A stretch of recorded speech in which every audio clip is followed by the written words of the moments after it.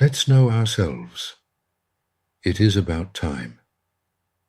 Self-awareness everywhere and for everyone.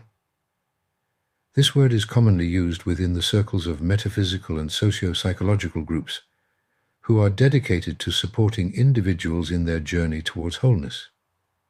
Are they wrong? Of course not, but they are not right either. Nowadays, the need for self-awareness has passed from the stage of revelation to that of common acceptance. So now each of us can refer with ease to that. And of course, with that, I don't encourage continuous talks about self-awareness from everyone, not to mention every poor fellow that feels the need to state something exceptional and over-analyze this ancient suggestion. Isn't it strange thought that every teacher and master speaks about accomplishing self-awareness as if it is the easiest thing in the world? Can this otherwise correct and well-founded motivation hide something more? Theoretically, the recognition of cons and the attempt to initially balance them, following the attempt to eliminate them, are phases that whoever follows the path of completion is supposed to know and experience in his daily life. I will not speak of prejudices, outdated practices, and more that belong to the sphere of self-improvement, not only for the somehow more advanced, but also for every intelligent person. For a person to have a confirmed and authentic personality is crucial. Fakeness at this point is destructive.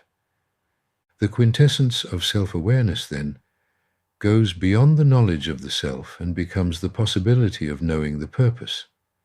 And the purpose of every man is not simply to achieve the inseparable union with that which is within him, thus claiming his immortality. He needs this achievement to pass to the next level, to the union with the higher consciousness from which he came as a spiritual unit. From this point onwards, however, the purpose of existence unfolds, which must be sought in the purpose of creation itself.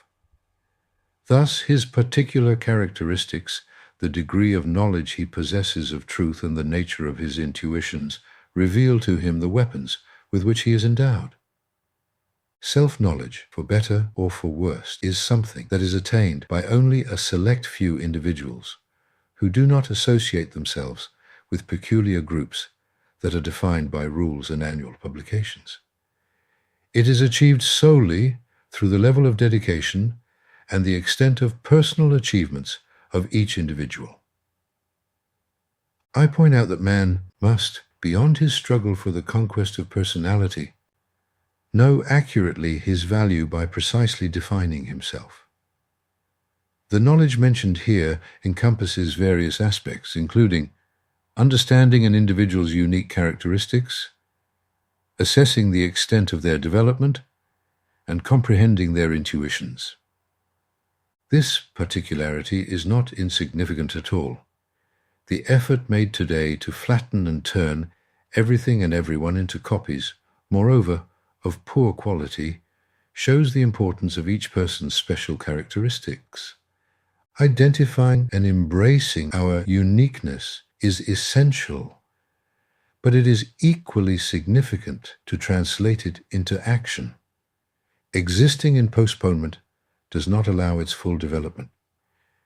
Let us not make the mistake at this point of saying that a glaring quality of ours is our distinguishing feature. It is tragically foolish to think that God made us tall to change light bulbs. Knowledge of the course, knowledge of ourself, and knowledge of our special characteristic are crucial prerequisites for positive behaving and moving in the right direction. Knowing the point or level we are at means nothing more than knowing what we know. The benevolent thinker wonders, well, did I know what I know? We have learned to gain knowledge through processes of casual approach to issues. This unfortunately makes us all flatterers, because everything we know is how we learned it. However, because we are not aware of this sector's size, we do not know what we are unaware of. To put it into simple words, We cannot evaluate our level of knowledge on the subject in question. We talk like medical experts with less than 1% knowledge of general medicine. In legal matters, we reach 3%. We are talking about raising children with a theoretical knowledge of 20% and practical, frequently, of 0%. What level of understanding do we have for matters that are of a more transcendental nature? Consequently, we find ourselves in a perplexing situation where we adopt positions that are based on somewhat subjective assumptions, elevating our status to a level higher than that of a spiritual master. We ought to know what we know, and be aware of the titles of what we do not. The practice is relatively simple. We must have a comprehensive summary on the subject, which we should not confuse with the knowledge of the subject, but with the knowledge of our ignorance about it. This all sounds like a pun. Trust me, it's not. It is essential to determine our larger purpose as humans. Moving on to our intuitions, how can I express it so that I do not scare you? I believe there are two different aspects to this issue. First, to define the concept of intuition, and second, to define its nature. Right now, we have an excellent opportunity to delve into and clarify certain concepts that consistently cause confusion. The concepts of premonition, prediction, inspiration, and intuition. A premonition, which is a higher form of feeling, is a sensation which enables us to perceive an impending event, to which our judgment contributes nothing. I would say that this kind of perception has its roots in man's ability to sense the genesis of events from the very phase when motivation creates its beginning. Prediction, which is a higher form of judgment, is the foreknowledge of an event and has a logical origin. Both premonition and prediction occur when we are awake and are because of a higher activity of our senses.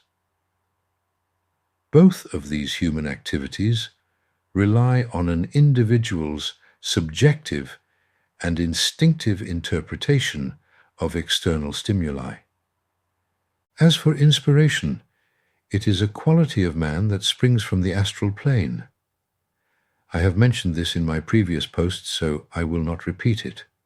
All humans are subject to the inspiration that creeps into us and overrides our will. To put it differently, the power of inspiration can control individuals and can either have a positive or negative impact on them.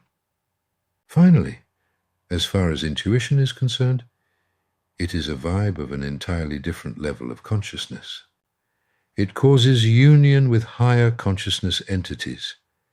It regenerates beings in love and faith and gives the individual all his freedom. The latter is what should interest us the most, and it is the one whose nature we must know as part of our self-knowledge. Things can be quite challenging in the beginning.